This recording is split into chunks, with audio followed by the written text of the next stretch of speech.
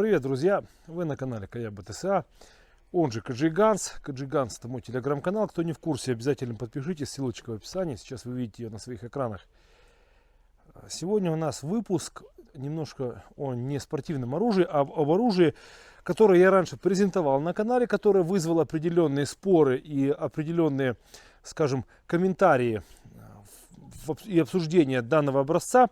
Это в прошлом видео был Glock 43X, и мне настоятельно рекомендовали сравнить Glock 43X, который я похвалил, потому что он мне действительно понравился, с пистолетом, который является его главным конкурентом, а именно Sig Sauer P365. Это не спортивные изделия, как мы уже понимаем, да, это пистолеты скрытого ношения, это пистолеты на каждый день. Это пистолеты, которые, я не скажу, чтобы это оружие последнего шанса, но тем не менее близки к тому. То есть такой самооборонно скрытый пистолет, который предназначен для того, чтобы спасти себя любимого. И вот сегодня у нас баттл между Sig Sauer P365 и Glock 43X. Погнали! Для того, чтобы не повторяться о конструкции Glock 43X, обязательно посмотрите видео. Вот сейчас вы видите подсказочку. Вылезла, да? Вот, вылезла. Нажмете на паузу, перейдете, посмотрите. Об этом пистолете. Мне он зашел тем, что он достаточно контролируем для своих размеров и своего калибра в отдаче. Но многие говорят, вот, чувак, ты не прав. Glock 43X, конечно, крутое оружие, но 365 лучше. Под рукой тогда 365 не было. Сейчас он появился. И мы решили все-таки потягаться. Точнее не так, столкнуть лоб в лоб 365 и 43. Главным критерием, по которому выигрывал 365 у 43, это емкость магазина. Ну, понимаете, это слишком все обобщенно, слишком все просто, емкость магазина. В стандартный магазин с небольшой пяткой увеличенной от Sig Sauer влазит 12 патронов. У Glock 43 X 10 патронов. Я вам скажу маленький секрет. У нас в стволе продавались магазины, которые вмещают в 43X 15 патронов. Потому, да, сейчас вы тоже опять же напишите, что есть пятки, которые увеличивают емкость магазина и все такое прочее. Но мы говорим о стандартном корпусе магазина, и есть такие магазины под 15. Ну, давайте на этом пока закончим. Я к чему подвожу?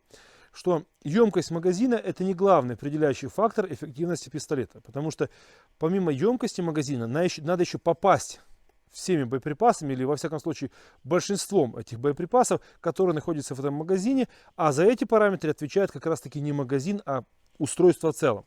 Потому в этом ключе мы и будем сравнивать наши пистолеты 365 против 43. Я предлагаю сейчас уйти от цифр, по весу они плюс-минус очень похожи. Давайте покажем габариты. Вот так, если так будет точнее. 43 на добрый сантиметр, даже несколько больше, длиннее. Он по толщине, в принципе, одинаков. И у него чуть более длинная рукоятка. Если я не направляю заряженное оружие. Если мы сравним эти оба пистолета вот с примкнутым магазином, то увидим, что в габарите они крайне похожи. За исключением того, что 43 все-таки чуть дольше, длиннее. Сразу же хочу сказать, что я вангую, что здесь будет лучше ловиться мушка, особенно периферийным полем зрения. Здесь более длинная линия прицеливания, и пистолет, являясь таким более мясным, что ли, прочнее сидит в руке, как на мой такой неискушенный взгляд. Давайте посмотрим следующий параметр. По поводу общего габарита сказали. Оба пистолета это страйкера, имеют короткий ход ствола, запирание у них в принципе абсолютно одинаково. Но тактильно попробуем спуски. Спуск у 43X. Он близок к обычному Глоку 5-го поколения. И у Sig Sauer спуск сразу бросается в глаза, что у Sig Sauer спуск чище. Почему? Объясняю. У Зига присутствует очень хорошо выраженный свободный ход спускового крючка до момента нарастания не напряжения, усилия перед самим срывом. Претревел у пистолета достаточно длинный, четкое нарастание усилия и срыв. То есть овертревел здесь короткий. И давайте посмотрим сразу же ресет. Четкий и понятный ресет. В общем, пока чисто тактильно по ОСМ 365, на мой взгляд, у Глока выигрывает. Следующий параметр. Так, длина ствола. Длина ствола у них, опять же, на ту же разницу, на которую они между собой отличаются по общему габариту. И вот мы видим, у 365 присутствует вот эта проточка, которая является индикатором наличия патронов в патроннике. Я вам продемонстрирую на пустой гильзе, что это такое и как это работает. Достаточно просто взглянуть вот в эту проточку, для того, чтобы увидеть наличие патронов в патроннике и понять, заряжен пистолет или нет. Органы управления. Затворная задержка у 365 присутствует, она маленькая, легко читаемая. В принципе, можно сказать, что ее достаточно для такого габарита пистолета. Кнопка сброса магазина. Давайте опять же всунем заряженный. Магазин. Читается тоже легко. И она сделана таким образом, что ее проблемно нажать случайно, и магазин как бы вот не выпадет. Что касается глока. Сразу же, да, здесь кнопка может быть переставлена как на левую сторону, так и на правую. Кнопка сброса магазина, здесь никаких претензий, она работает так же, как и у 365 и вполне удовлетворительно. Затворная задержка здесь исключительно для правшей, в принципе, как и на Зиге, тоже легко читаемо. Но вот что касается спуска, здесь чистая глоковская вот эта тема, когда не совсем понятно, где произойдет срыв. Хотя по отношению, опять же, я сначала сказал про глок 5-го поколения. Вот возьмем для примера 34-й. У глока вот этот момент срыва, он здесь более размазан, и ход спускового крючка чуть более длинный. Вот, выбрали усилие, нажали. Так вот у 43-го вот эта часть по усилию, то есть выбор свободного хода, она немножко жестче, но вот спуск в конечном итоге чуть-чуть чище. Потому можно сказать, что УСМ такой на четверку. Но по УСМ, как я сказал ранее, ЗИГ выигрывает. Следующий орган управления. Общая как бы эргономика и удержание. Я люблю большие пистолеты, потому лично мне 43-й в этом ключе нравится больше. Даже если, несмотря на то, что если мы установим сюда увеличенную ручку, все равно достаточно скудно будет чувствоваться этот пистолет. Но с другой стороны, к примеру, если мы прячем эти пистолеты под одеждой, по карманам. Да, скоро примут закон, его тоже будем носить по карманам. Шучу, не будем. Если мы посмотрим вот так по карманам, да, то 365, мне кажется, выпирает чуть меньше, просто потому что он тупо меньше. Потому в отношении скрытого ношения 365 выигрывает. Стандартное прицельное приспособление. Здесь классический целик, но и мушка, но здесь есть светонакопительные вставки, которые позволяют вам использовать данное прицельное в темноте. В темное время суток или в закрытом помещении эти накопительные вставки видны. У 43-го же классический глоковский целик-мушка. И ничего необычного или нового для вас здесь нет. Повторюсь, как я говорил ранее, он не ощущается глоком в привычном стиле. Глок, взяв в руки, если даже 17-й, сразу же ощущаешь большую разницу. Так вот, если мы говорим о таком общем впечатлении, тот и тот пистолет имеют передние насечки. Это очень позитивно, потому что маленький пистолет где-то вылавливает, там его каким-то образом взводить.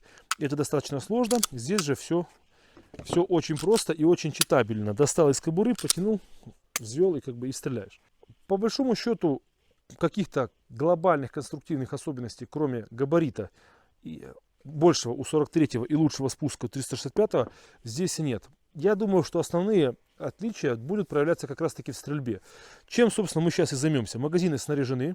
Моя задача состоит в том, чтобы я, отстреляв данную мишень обстановку, дал свое заключение по контролю отдачи данных пистолетов и по тому, как они восстанавливают картинку прицела, ведут себя при отдаче, насколько у них качественный спуск и что они в целом позволяют делать.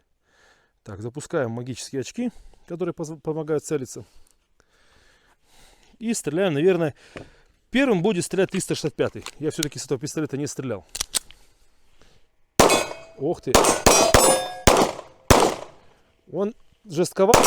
И вот жестковат. И вот быстро восстановить картинку прицела не всегда получается, потому вот было даже 2 промаха, потому что из-за жесткой отдачи у такого малыша пистолет настолько сильно поднимается вверх, что вернуть картинку прицела быстро достаточно проблематично. На его фоне 43-й глок выглядит как он точно так же.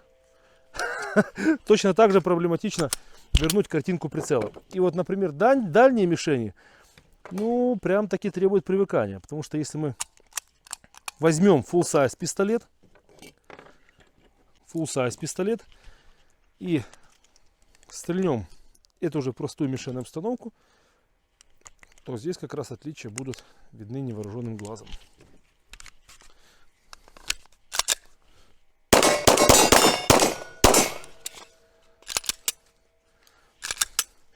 Это я к тому, что сейчас вам наглядно показал.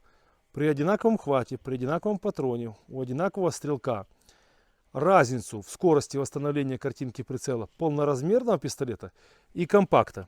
Теперь вы понимаете мои слова по поводу того, что что емкость магазина не является самым решающим фактором, а самым решающим фактором является совокупность вот этих возможностей пистолета, которые позволяют вам попасть быстро. Надеюсь, это понятно. Возвращаемся к нашим малышам. Вот с этой позиции Glock 43X все-таки более контролируемое оружие, нежели Sig Sauer 365. И контроль отдачи, а следовательно восстановление картинки прицела, перенос, качественное попадание у него происходит лучше. Но вот чем берет 365? Я вот сейчас стрельну, скажу вам такое. За счет такого хорошего спуска, он действительно неплохой спуск, как для такого малыша, он тупо точнее. То есть его можно легко выжать, получив картинку прицела, выжать спусковой крючок и точно выстрелить. Отсюда до поппера где-то метров 20-22. И как вы видите, прям стреляется все очень легко, несмотря на то, что прицельно довольно-таки грубый. Его достаточно тяжело позиционировать на мишени. Потому эти пистолеты являются собой такой классический пример пистолета второго шанса или пистолета повседневного ношения, что называется шоп-було. Стрелять с него, если придется, то придется близко. И если придется перезаряжаться, то у меня для вас плохие новости. Носите, если уже в такие ситуации попадаете, с собой все-таки что-то покрупнее, что позволит вам тупо дольше стрелять, быстрее перезаряжаться, делать это точнее. Со своими же задачами ношения, постоянного ношения, при себе эти пистолеты будут справляться в той или иной мере плюс-минус одинаково, но 365 позволит точнее попадать в маленькие мишени, 43X позволит быстрее нажимать на спусковой крючок и стрелять быстрее, в более агрессивном стиле. Надеюсь, мое мнение об этих пистолетах для вас понятно. Если у вас какие-то есть вопросы, задавайте в комментариях. А мне остается вам пожелать хорошего дня. Пока.